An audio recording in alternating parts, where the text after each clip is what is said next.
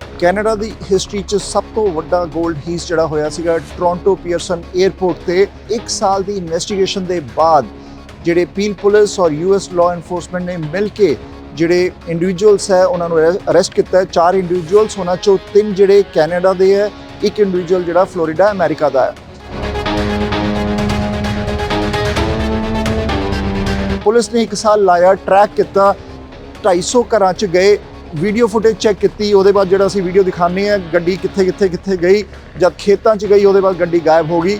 ਸੋ US law enforcement ਨੇ ਕੁਝ ਬੰਦੇ ਫੜੇ ਜਦ ਉਹਨਾਂ ਨੇ ਉੱਥੇ ਉਹਨਾਂ ਦੀ ਗੱਡੀ 'ਚ ਗਨਸ ਮਿਲੀਆਂ, 65 ਗਨਸ ਰਿਕਵਰ ਹੋਈਆਂ। ਉਹਦੇ ਬਾਅਦ ਸ਼ੱਕ ਪਿਆ, ਗੋਲਡ ਨੂੰ ਮੈਲਟ ਵੀ ਕੀਤਾ ਗਿਆ ਐਸ ਪਰ ਇਨਵੈਸਟੀਗੇਟਰ, ਮੈਲਟ ਕਰਕੇ ਗਨਸ ਖਰੀਦੀਆਂ ਗਈਆਂ ਔਰ ਗਨਸ ਜਿਹੜੀਆਂ ਕੈਨੇਡਾ 'ਚ ਇੰਪੋਰਟ ਕੀਤੀਆਂ ਜਾਂਦੀਆਂ।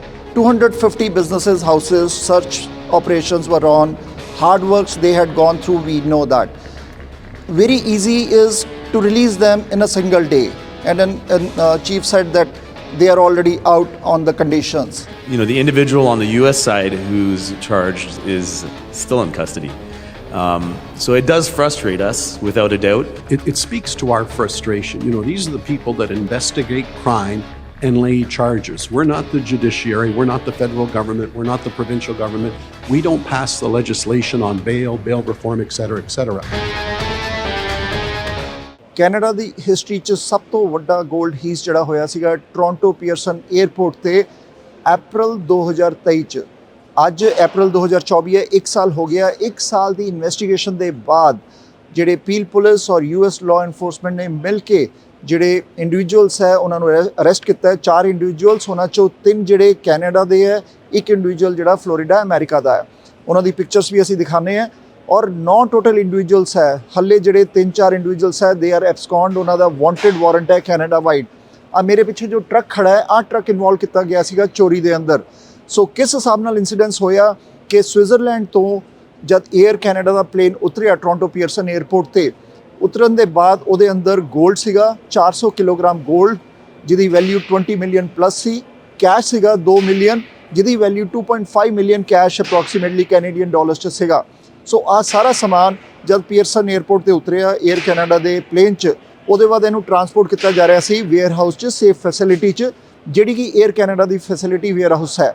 ਔਰ ਬ੍ਰਿੰਕਸ ਜਿਹੜਾ ਹੈ, ਇਹਦੇ ਬ੍ਰਿੰਕਸ ਦੇ ਟਰੱਕ ਤੇ ਇਹਨੂੰ ਲੋਡ ਕੀਤਾ ਗਿਆ ਸੀਗਾ। ਜਿਸ ਟਾਈਮ ਆ ਟਰੱਕ ਤੇ ਬ੍ਰਿੰਕਸ ਦੇ ਟਰੱਕ ਤੇ ਲੋਡ ਹੋਇਆ ਔਰ 에ਅਰ ਕੈਨੇਡਾ ਦੀ ਫੈਸਿਲਿਟੀ ਤੇ ਆਇਆ, ਉਹਦੇ ਬਾਅਦ ਕੁਝ ਇੰਡੀਵਿਜੂਅਲਸ ਜਿਹੜੀ ਅਸੀਂ ਇੱਥੇ ਵੀਡੀਓ ਵੀ ਦਿਖਾਵਾਂਗੇ, ਉਹ ਉਸ ਵੇਅਰ ਹਾਊਸ 'ਚ ਐਂਟਰ ਕਰਦੇ ਹੈ। ਉਹਨਾਂ ਦਾ ਜਿਹੜਾ ਸਾਥ ਦੇ ਰਹੇ ਸੀਗੇ 에ਅਰ ਕੈਨੇਡਾ ਦੇ ਇਨਸਾਈਡਰਸ ਇੰਪਲੋਈਜ਼, 2 ਇੰਪਲੋਈਜ਼ 에ਅਰ ਕੈਨੇਡਾ ਦੇ, ਕੁਝ ਐਕਸ ਇੰਪਲੋਈਜ਼, ਕੁਝ ਇੰਪਲੋਈਜ਼। ਸੋ ਉਹਨਾਂ ਨੇ ਉਹਨਾਂ ਦਾ ਸਾਥ ਦਿੱਤਾ, ਇੱਕ ਫੇਕ ਵੇਬਿਲ ਬਣਾਇਆ ਕਿ ਆਹ ਸ਼ਿਪਮੈਂਟ ਸਾਡੀ ਹੈ ਜਿਹਦੇ 'ਚ ਗੋਲਡ ਔਰ ਕੈਸ਼ ਸੀਗਾ। ਔਰ ਉਹ ਸਾਰੀ ਜਿਹੜੀ ਸ਼ਿਪਮੈਂਟ ਉੱਥੇ ਜਿਹੜੇ ਵੇਬਿਲ, ਫੇਕ ਵੇਬਿਲ ਦਿਖਾਏ, ਡੁਪਲੀਕੇਟ ਵੇਬਿਲ ਜਿਹੜਾ ਫੇਕ ਨਹੀਂ ਸੀਗਾ, 에ਅਰ ਕੈਨੇਡਾ ਦੀ ਕਾਪੀ 'ਚੋਂ ਫਾੜ ਕੇ ਡੁਪਲੀਕੇਟ ਉਹਨਾਂ ਨੇ ਉੱਥੇ ਵੇਬਿਲ ਬਣਾਇਆ, ਆਪਣੀ ਫੇਕ ਆਈਡੀਜ਼ ਦਿਖਾਈਆਂ ਕਿ ਅਸੀਂ ਆਹ ਸ਼ਿਪਮੈਂਟ ਲੈਣ ਆਏ ਹਾਂ। ਔਰ ਉੱਥੋਂ 42 ਮਿੰਟਸ ਦੇ ਅੰਦਰ ਉੱਥੋਂ ਉਹ ਜਿਹੜਾ ਆਪਣੀ ਸ਼ਿਪਮੈਂਟ ਸੀ ਲੈ ਕੇ ਚਲੇ ਗਏ।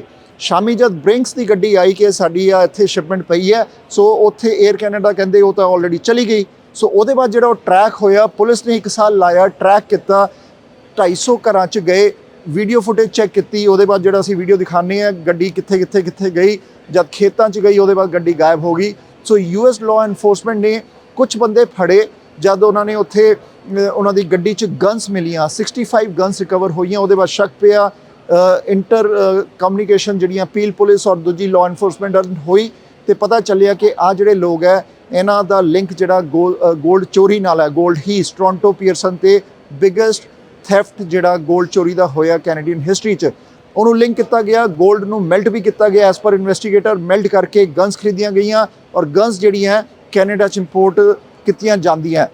ਸਾਡਾ ਜਿਹੜਾ ਕੈਨੇਡਾ ਯੂਐਸ ਦਾ ਬਾਰਡਰ ਹੈ is the one of the biggest longest undefended border ਹੈ। ਇਹਦੇ ਤੇ ਚੀਫ ਨੇ ਵੀ ਕਿਹਾ ਕਿ ਇਹਦੇ ਤੇ ਕੰਮ ਕਰਨਾ ਚਾਹੀਦਾ ਹੈ। ਪੋਲੀਟੀਸ਼ੀਅਨਸ ਨੂੰ, ਸਾਡੀ ਸਰਕਾਰਾਂ ਨੂੰ ਡਿਫੈਂਡਡ ਬਾਰਡਰਸ ਕਰਨੇ ਚਾਹੀਦੇ ਹੈ ਕਿਉਂਕਿ ਸਾਡੇ ਆਮ ਸਾਰੀ ਹੈ।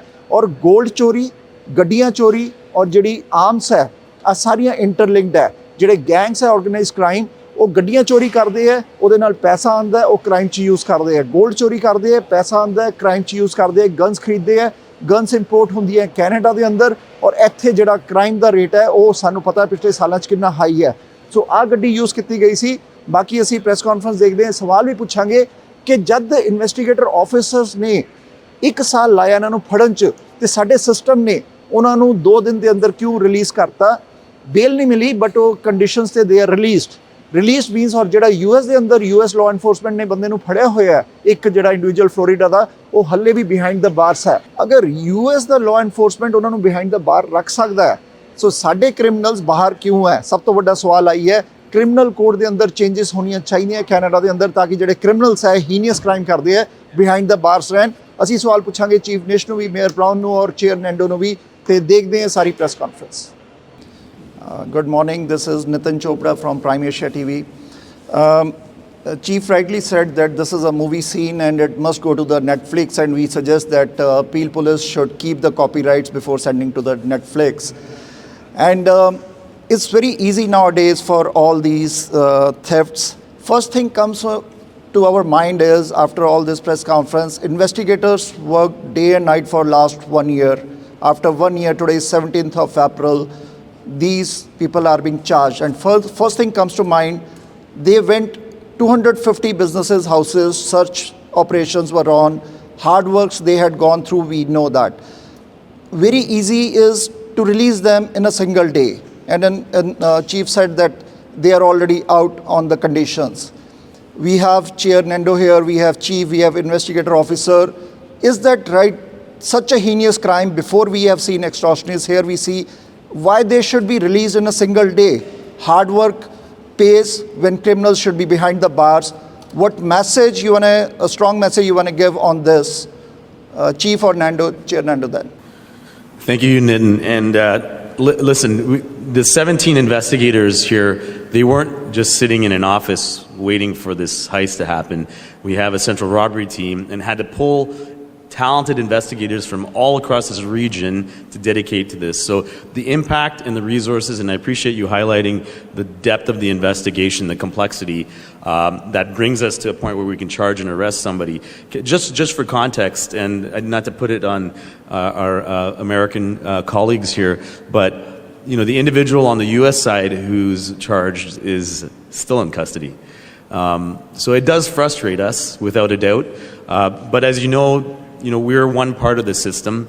Our goal is to ensure that this case withstands probably a very lengthy court process that's yet to begin. And, how individuals are released is a frustration. We have highlighted the fact that there wasn't just a theft, it's a dotted line correlation to public safety being compromised here. And so we really believe that, the risk that is involved with the substantive offense is far more greater than what sometimes we see individuals being either withheld in court or for bail or release. Our next thing is, as long as they comply with conditions, those are the things that are still our responsibility to contribute to. But it is a very frustrating thing for our members, no doubt. But it is part of the environment here in Canada. Thank you very much. And what a great question. And it speaks to our frustration. These are the people that investigate crime and lay charges. We're not the judiciary. We're not the federal government. We're not the provincial government. We don't pass the legislation on bail reform, et cetera, et cetera. I'm sure it's no surprise. Many of you have noticed that when the time comes that a vehicle is stolen, for example, like mine was from my driveway as well, it's always very young kids. Because organized crime targets them because they know it's just a young kid that made a dumb mistake. He gets before the justices and they go, it's a young kid that's made a dumb mistake. And so really, do we want to get them started in incarceration? So it becomes a revolving door. It sounds like a joke, but my friend in the media know it's true. There was one instance where, with regards to a carjacking, organized crime, the individual, poor fella, the judge said, okay, we'll put you out on bail. He walked into the courthouse parking lot and stole another car. You can't make this up. So it is incredibly frustrating that the people here are doing all they can to get you to be brought to justice, and then it becomes a bit of a revolving door. I'm going to leave it at that because Mayor Brown's been incredible on this file in terms of vigilance to our provincial and federal partners. And Mayor Brown, I want you to top that up as well, if you would, please. Just to say, Nitin, the individual in custody in the United States could be looking at up to 35 years. The charges for the offenses in Canada, could be up to 5 years. And so if they were released on bail, that's a separate conversation. And obviously the Peel Police and myself have advocated for bail reform, for stronger sentences for property crime, to have more teeth. That individuals like this are in custody for a very long time because they're a menace to our community. But I wouldn't assume if someone's released on bail, awaiting their trial, that means that there's not going to be significant consequences, penal consequences. And I would note sometimes if you're in custody before trial, you get awarded dead time. You get awarded 2 for 1. And so by not being in custody before the trial, sometimes it results in a longer sentence. So I said it's not a simplistic answer, but of course, I think we've all advocated for more significant teeth to sentencing. We have seen the charges, theft over $5,000 and other charges. So we want to, if you can explain, we want to understand how it works.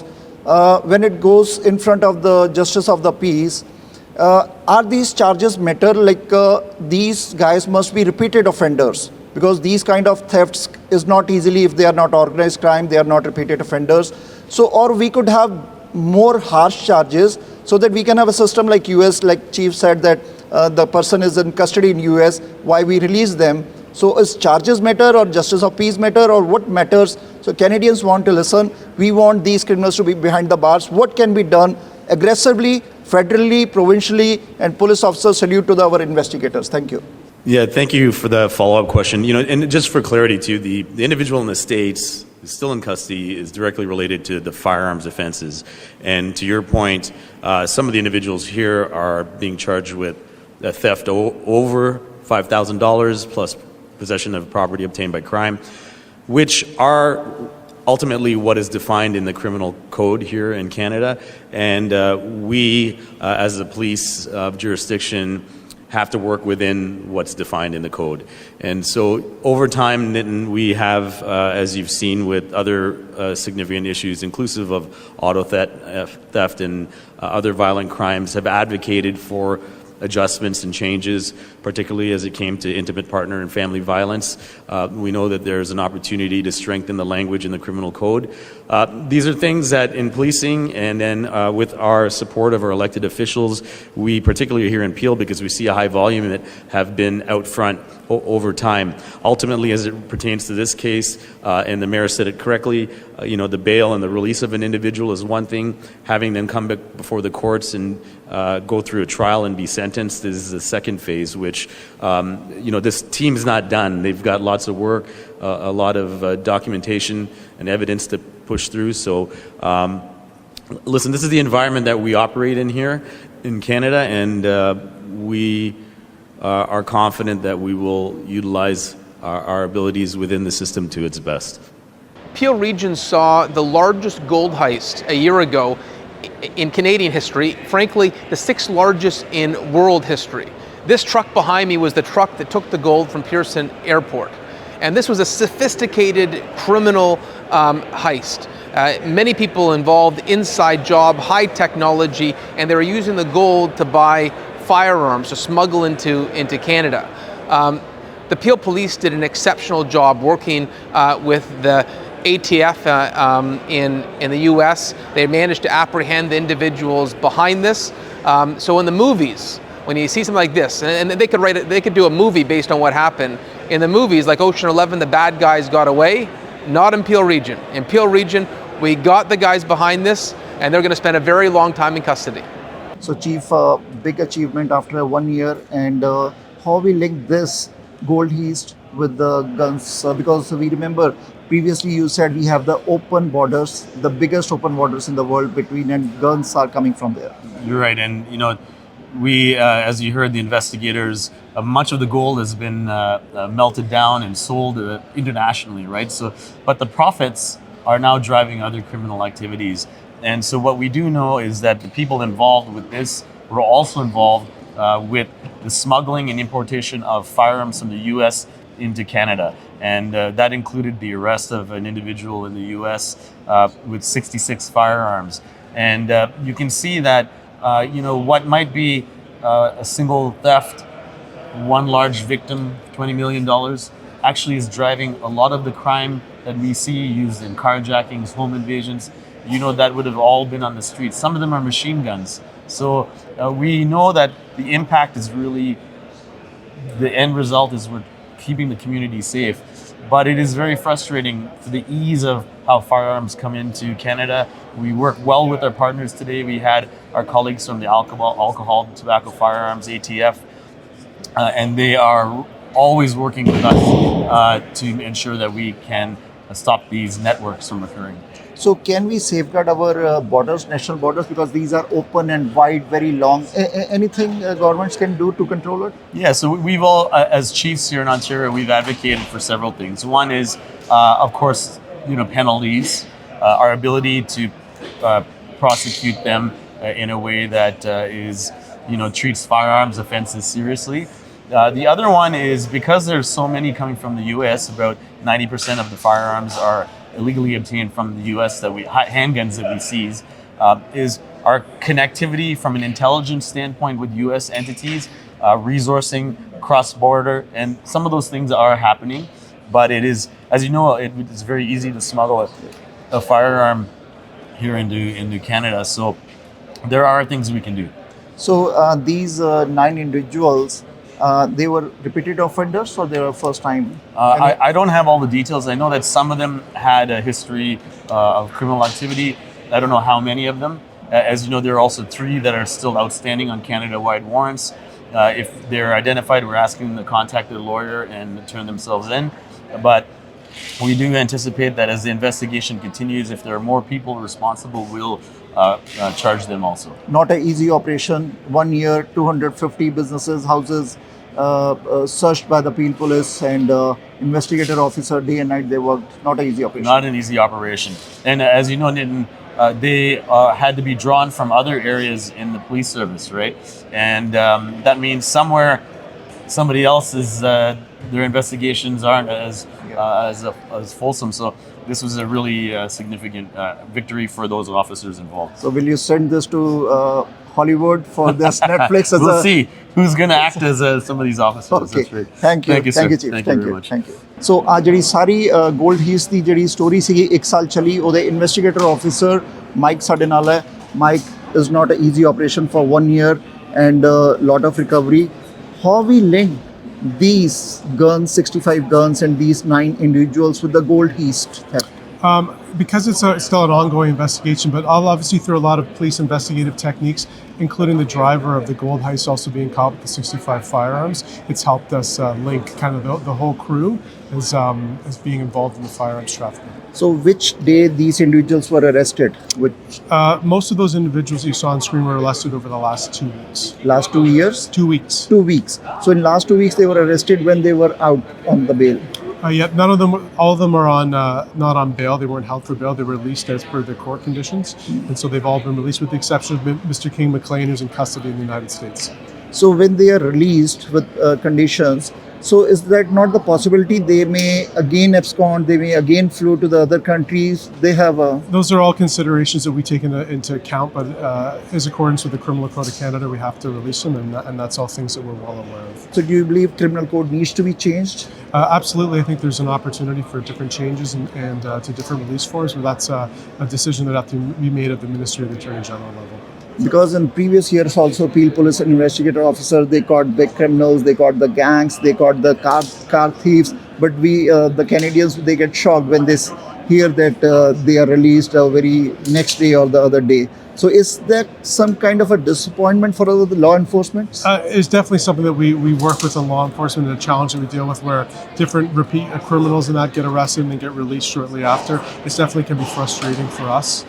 But it's something that obviously we would do our best to work through in that. And I know that our chief and other politicians have been spearheading this sort of that kind of campaign with the Ministry of the Attorney General on that. But those kind of campaigns are running for last many years, and we see that investigator officer, not an easy operation for 1 year, searching 250 businesses is not an easy task for the task force. Yeah, just checking all for video surveillance and that is definitely not an easy task, and that's something that all the investigators did an incredible job at. So anything you want to tell about this investigation? Like still ongoing, and what more recovery the investigators want to have in this? As I said, it's still ongoing. We're still looking to see, perhaps where some of the profits went from this, and various aspects of the investigation are obviously still ongoing. But we thought it was important to announce the arrest, given the media interest leading up to 1 year. And these gold and these cash were coming from Switzerland. Yes. So, from what kind of money or gold was this from Switzerland, where it was heading to? It was from a refinery and had been ordered through TD Bank. Okay. So 2 million approximately cash were recovered. So is cash allowed to transfer like this, or it goes electronically wired? Why the cash were there? Cash in various denominations. That's basically different businesses in that require cash. I know obviously a lot of stuff is electronic now, but cash still is an important thing. So some businesses such as TD Bank need to have various foreign currencies, and that's presumably, I would say, in my opinion, why they got that. So is that a security labs or insiders jobs, or security labs on the term of Air Canada or a Brinks or facilities? Insiders were involved. Such an easy task to invade and get your stuff out from there. It's again, it's along with industry standards where money and gold will be transferred by airlines and go through various airports throughout the country and throughout the world, and that's unfortunately something that happens. And obviously, as investigators, we do the best we can to identify those people responsible for it. These kind of things can happen again in future. Any suggestion you want to make to the industry, to the employers, to the? Not right now, but obviously we're open for any questions or comments or meetings with the various stakeholders that would be involved in this. Thank you, Mike. Thank you. Thank you very much. Well, thank you very much, and welcome to Peel, everybody. It really is an honor to be here on behalf of the Police Services Board. I'm Regional Chair Nando Yanika and Chair of our Police Services Board, and an honor to be here with my dear friend and colleague, Mayor Brown, as well. You know, the story in the headlines might read that this is going to be a story about a gold heist. And I'd like to take a different tact on it. This is also a story about reverse alchemy. Remember we studied in high school alchemy, taking something inanimate and turning it into gold, that mythological practice? Well, as Patrick Brown will tell you, and as we know on the police board, this isn't just about gold, this is about how gold becomes guns. It isn't about stolen vehicles become guns. And gold can be remade, and gold can be insured, and so can cars, but people's lives and what happens when guns are involved cannot. So that's the first message I want to convey on behalf of our Police Services Board. The next thing I want to say is I've had the privilege of being around for 5 decades. I was first elected in 1988, and it never fails to amaze me how incredibly good our enforcement service in Peel is in chasing bad guys. We're damn good at it, and we get our man. And when I started, there was the case of Barbara Turnbull. That's a long time ago for those of you that remember it, and we got our man. I don't know how many of you remember the Peter Demeter case. Peter Demeter might have been our O.J. Simpson, except Peter Demeter went to jail because of Peel Regional Police. Muriel Holland, don't know if you remember that one. That one hurt me particularly because she died across the road from where I was born when I was on the board. That was a tough case, and I remember getting updates every year from the service saying, we haven't forgot, and years later, with incredible investigative work, we got our man. Lennell Court, when I lived around the corner from there, a remarkable case, and an officer who found a scrap of a receipt in a ditch led to getting our man. And most recently, Chief, you'll remember, and Mayor Brown were telling a story where we got complaints about, why did you stop all the traffic on Highway 410? Well, there was an investigation, and they had to spend hours with lights at night finding every fragment of evidence. And as it turns out, that last shell casing, from the first one to the second one to the third one to the 10th one to the 11th one, was the final piece that created the jigsaw puzzle of a fingerprint, and we got our man again. And we've done so again today. Still much more to follow, but I'm here to tell you that I am so incredibly proud of our investigative team. We're the best of the best. I'm so proud of our cooperation with our friends from ATF in the United States, because we couldn't have done it without them. And so this is a good news story of these folks behind me who do an amazing job of catching bad guys in Peel. And we're glad to be able to tell you that again today, and very, very proud of the people who serve on the Peel Police Services. Thank you very, very much. Good morning, everybody, and thank you all for joining us. Again, just do want to acknowledge Peel Regional Police Service Board members, Chair of our board and Chair of the Region of Peel, Nando Unica, who just spoke, and Mayor Patrick Brown, who you will be hearing from as well. Thank you for your endless support of our team. There's a reason why we picked today for this announcement. Exactly 1 year ago, 6,600 gold bars weighing over 400 kilograms were stolen from Pearson International Airport here in Mississauga and Peel Region. It had a value of over $20 million, and this particular theft has become the largest gold theft in Canadian history, and it's one of the largest, for that matter, in North America. We here in Peel see a variety of crimes that plague this community. Some are very rudimentary and crude, but this one is a carefully planned and well-organized group of criminals from both inside and outside of airport facilities that orchestrated this theft. This morning, I'm proud to share an update on this investigation, and it's a real privilege to do that. In response to this crime, we established a project team who I will introduce. Some of them are behind us. They are formed, to Chair Unica's point, with some of the finest investigators here at Peel Regional Police. And I need to tell you that it's talented individuals that brought this to the forefront, not myself, not the mayors or chair, but amazing investigators behind us. They spent a significant amount of time to collect, review evidence, and a tremendous amount of activity inside and outside this country. As you recall, there has been a lot of silence on our ability to report on this investigation right from April 17th last year, and that was intentional to preserve the integrity of this project. This project was dubbed 24KARAT, and the objective of this project was very simple, and it's what Peel Regional Police is renowned for doing. It's to investigate, identify those responsible, and hold them accountable for crimes that are plaguing our community. I'm successful to say that our team is about to reveal, in a way that we've not done before, nuances of this investigation. This investigation, as Chair Unica mentioned, wasn't just a theft of item that had significant value. It has a direct correlation to the compromise of our safety here in Canada and the borders, the integrity of the U.S., and this is an example of how the footprint of things that happen in our community can have rippling effects. We have arrested 9 people, issued 3 Canada-wide arrest warrants, and have laid 19 related charges.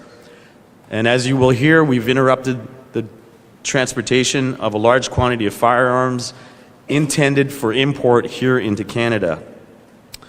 Today we have here with me Deputy Chief Nick Milinovich, who is responsible for Regional Investigative and Emergency Services at Peel Regional Police, Inspector Sean Brennan from Financial Crimes, and very pleased to have Detective Sergeant Mike Mavity and the members of, there's 17 of them, of the investigative team behind me in front of the truck that was involved in the theft, that are here, that are responsible for resolving this.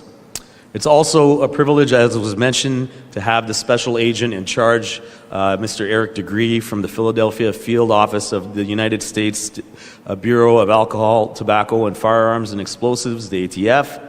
As you know, this investigation was multi-jurisdictional, which required us to not only work with partners locally, but nationally and internationally. I would be remiss not to acknowledge Director Jim Walker, who is here with us. He is in charge of the Criminal Intelligence Service of Ontario. They were a significant component of how this investigation happened, and they are made and allowed to happen because of the Ministry of Solicitor General on Ontario.